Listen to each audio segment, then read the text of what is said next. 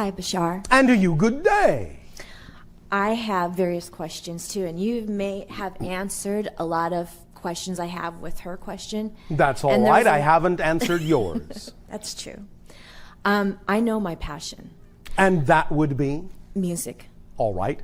But I have a difficult... All right, now one moment before you go on. Okay. Remember also that we talk about the idea of following your passion, following your excitement, and also in this context today, the passion, the desire we're talking about is also for changing core belief. You follow me? Mm-hmm. All right, continue. Well, the core belief I want to change is I've been a healer for 15 years, and All right. I'm angry. You're angry, an angry healer. That's right, Bashar. I'm feeling that anger. A no-nonsense, knock-down, drag-out, angry healer. Yes. All right. I'm ready to give it up. Are you? Yes, I want to, but it's the money. It's the money. Surviving. The surviving. Ooh, not even living. Surviving. Ooh. And the funny thing is that I'm abundant right now. I see. I am being very well taken care of through my husband. Yes. But That's a form of abundance. Yes. But I want to find self-sufficiency. Well, go right ahead. And I want to go for my music. I want to let go of the healership. Go right ahead. But However, I understand you are physical beings. Please pay attention to your true system of beliefs. I know you want to get to the core things and change these, but while you are holding on to certain beliefs, don't short-circuit yourself by moving into something you say is your passion sooner than your belief systems are honestly ready to let you do. Otherwise, you will just wind up jumping off a cliff and suddenly being surprised that you can't fly. As long as you still hold on to the belief that you will not fly, it would be wise not to jump off the cliff. Or at least start climbing down the cliff. As long as you believe your belief systems can support you that far, you can start some level of your passion, but respect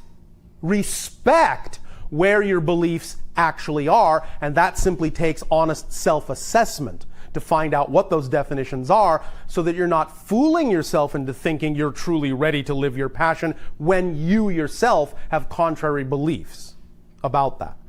So it's all right to take your time, is all we are saying, as long as you respect where you're truly at with it. Now, if you really feel that you can take a bigger leap than you have before, then by all means take whatever leap you are comfortable with, but make sure it's simply as much as you possibly can do in the direction of your passion while respecting where you're really at.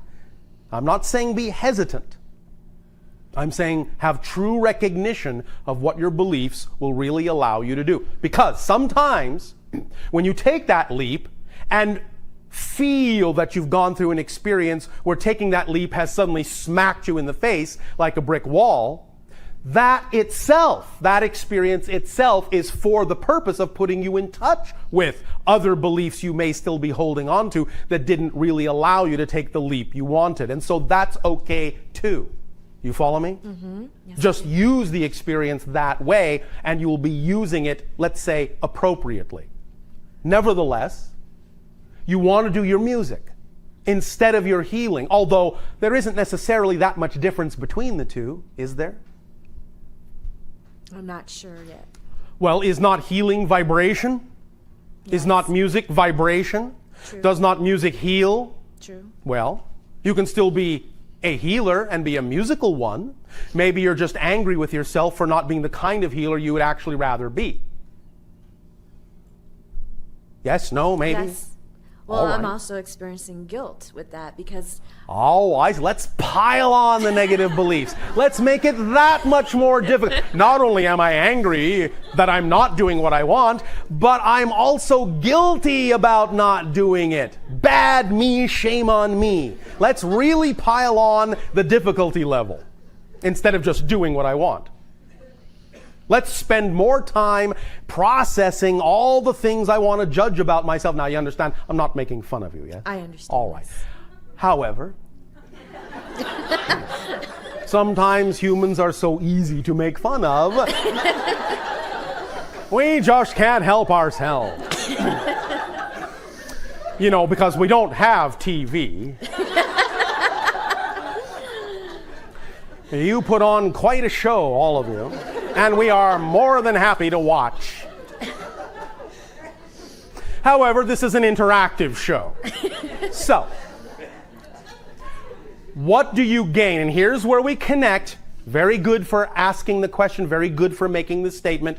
Brilliant, thank you. Here's where we connect to the idea of really exploring core beliefs, because, as we have said, the beliefs you hold on to, the definitions you hold on to because you want to. You never hold on. You will never, I guarantee it, believe me, you will never hold on to a belief or a definition, no matter how negative, that you don't define as working for you on some level. If you hold on to it, it's because you think it serves you to hold on to it. Because you've defined it in a way that says, as uncomfortable as it is to hold on to this belief, the alternative is scarier. So this makes me feel more comfortable, so I'll keep it, thank you. You will never hold on to that belief if you actually believed this was more advantageous. But if you're scared of this choice, you will think this is more advantageous, to hold on to what you know, to hold on to what you're familiar with. As uncomfortable as it may be, it's familiar, and sometimes that's why the symbol on the Enneagrammatic circuit, the last one is the unknown. Sometimes you define the unknown as scarier, and you'd rather have the familiar, as unpleasant as it is. And there it is again, another example of attaching definition to things. This is horrible, it's horrible, it's horrible. I can't stand it, I can't stand it, I can't stand it, but I can't stand that more. When you switch that idea, believe me, you will let go of this instantly and attach to that immediately. As soon as you change the definition of what actually serves you better, as soon as you get in touch with that core belief that going in this direction will actually be the best thing for you, you will immediately do so, and believe me, nothing will stop you. Nothing. Nothing gets in your way. Nothing gets in your way. Everything you're doing because you choose to do it, because you've defined it as the best thing for you to do by comparison to this other option. But if you know that other option could serve you, you simply have to get in touch with the rest of the definitions that don't allow you to automatically choose it, that don't allow you to feel that it would. And that's usually the definition that does that. Is this making some sense to you? Yes, I just want to feel it so I can go. All right. Well, as you say, first of all, you're angry about doing something that's not really who you are. All right, that's fine. Natural anger, shall we call it alignment, energy alignment, that's what it's doing. It's aligning you with your truth. Natural anger lasts about, 15 seconds. Anything beyond that is judgment. You understand? Yes. Natural anger is energy alignment. It's the recognition that a thing is not you by comparison. And you go, oh, no, not me. That's not who I am. But that's all anger actually is. If it lasts longer than that, that's where these other definitions of judgment come in. Oh, guilty. Guilty for not choosing this sooner. Now I'm really angry. And the guilt feeds the judgmental version of anger and perpetuates and magnifies that, and you spend your day going around in circles dealing with that, instead of simply using the anger in a positive way and say, oh, this version of healing is not who I am. All right. This is.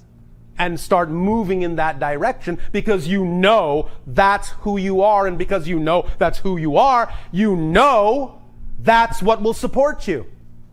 Because what excites you the most comes as a complete kit. Otherwise, it would be pointless. If what excited you the most couldn't support you in the reality you've chosen to be in, there would be no point in that being the thing that excites you.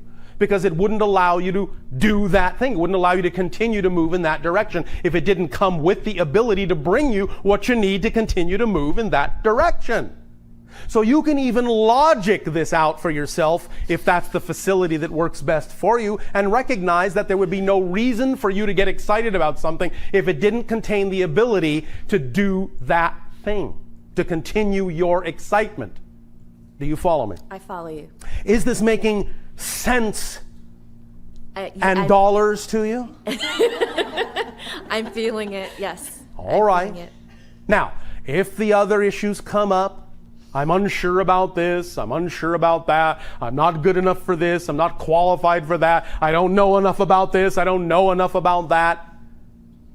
Do what you need to do to gain the information and experience that you need, knowing that that's not a path toward your excitement, that all those things are part of your excitement. They're just different perspectives, different variations of it. Different parts of the process of living your excitement. It's all living your excitement. And you can use even what you've been doing as part of your excitement, because it's finally brought you to a place where it's become clear what you are not. And sometimes people on earth have to simply figure out what they are by first figuring out what they are not. Sometimes it just works best that way for some of you, because now you know where you don't want to go.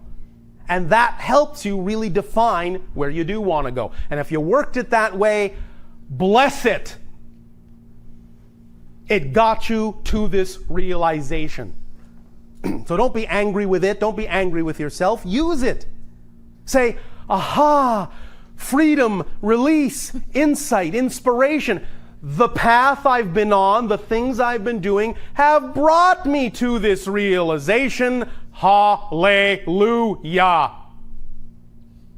Gotcha. Thank you, Bashar. If you don't use your life up to this point that way, it's like having a path of stepping stones and saying, I invalidate the stepping stones I have been walking on. If you invalidate them, if you judge them as unworthy of having been there, they will vanish experientially, and thus then how can they get you to where you want to go?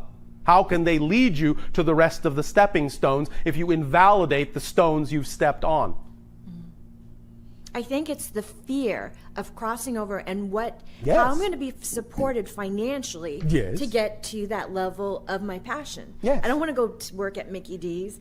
And even though that my husband is supporting me, I keep thinking, I really want to let go of the massage. Yes. I do. I All have right. to. Then But- do what you can in the direction of your highest joy to the degree that your belief system will allow you to. Start there. Go as far as you believe you are willing to believe you can be supported. Okay. And don't discount any avenue that you really believe is a representation of your excitement in any form. Okay. But also, don't put conditions on yourself. You see, what you just did in that last sentence was bring up a flurry of belief systems and conditions. The only way I can get there and support myself is by working here or doing this job I don't like. I have to do it that way. No, you don't. But you have just revealed to yourself all the belief systems you have about that. So that's good. You've just made yourself transparent, and now you can deal with why you are afraid to take that step. You are afraid to take that step because you have a definition that says you must do it in a way that is unpleasant for you, that is not preferred. But that's not necessarily an empirical truth. It's just your definition that says that. So get in touch with why you have that definition and why you've made it real, and make it unreal. Because it doesn't have to be real, does it? One of the wonderful, wonderful things that exists is that there are other people. Other people act as shining examples of what's possible. If someone else can do it, you can do it. Do you understand? Yes. That's why all of you, really, most importantly, can be examples to everyone else by really following your passion. Because when you see someone else do it, it's not that you have to do it exactly the same way, but if they did it, that means it's possible for you. If you have attracted yourself into their life, or at least attracted them into your life enough to be aware of them and what they've done, then be inspired by the fact that they've done it as knowledge. As knowledge that if you've attracted them into your life as an example, that's a sign, that's a marker that you've done that to show yourself you are capable of the same thing. So if they created abundance in their lives in a fantastically rich, effortless, fun, and playful way, so can you. If the example exists anywhere and you can see it or be aware of it, it means you're capable of the same thing, or the example would never have come into your life, because there are no accidents. Does that make sense? Yes, it frees me. Thank you. Thank you, Bashar. This and what we are talking about in this kind of dialogue is not just a precursor to the idea of getting in touch with core beliefs. Everything we are saying has everything to do with really using this example, as we just pointed out in this last conversation, as an example of having your own dialogue at the same time, and using this and applying it to your own situation to get in touch with your beliefs and your underlying beliefs and your core beliefs. All of this is part of the process.